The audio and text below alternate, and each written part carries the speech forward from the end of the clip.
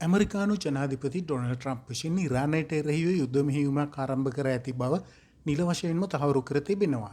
මෙම ප්‍රහාරය ඇමරිකා අච්ඡත් ජනපදයේ සහ ඊශ්‍රායලයේ එක්ව අද දිනේ උදෑසන දියත් කරලත් දැවැන්ත ඒකාබද්ධ හමුදා ක්‍රියාන්විතයකින් ආරම්භ වුණා. තමන්ගේ සමාජ මාධ්‍ය ගිණුමේ මිනිත්තු 8ක වීඩියෝවක් පළ කරමින් ඇමරිකානු ජනාධිපතිවරයා ප්‍රකාශ කර සිටියේ ඇමරිකාවට සහ යුරෝපයේ මිත්‍ර රටවලට තර්ජනයක් විය හැකි ඉරාන න්‍යෂ්ටික වැඩපිළිවෙල යළි ගොඩනැගීම සහ දිගුදුර මිසයිල සංවර්ධනය කිරීම වැළැක්වීම මෙහි අරමුණ බවක්.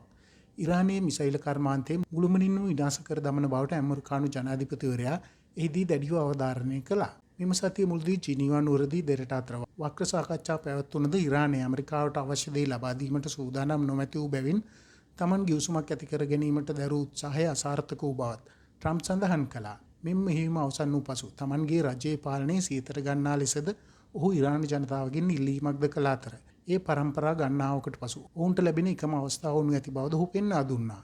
මෙම හමුදා මෙහෙයුමේදී ඇමරිකානු ජීවිතහානි සිදුවීමේ අවධානමක් පවතින නමුත් එය අනාගතයේ වෙනුවෙන් සිදු කරන උතුම් මෙහෙයුමක් බවද ඔහු වැඩිදුරටත් පවසා සිටියා.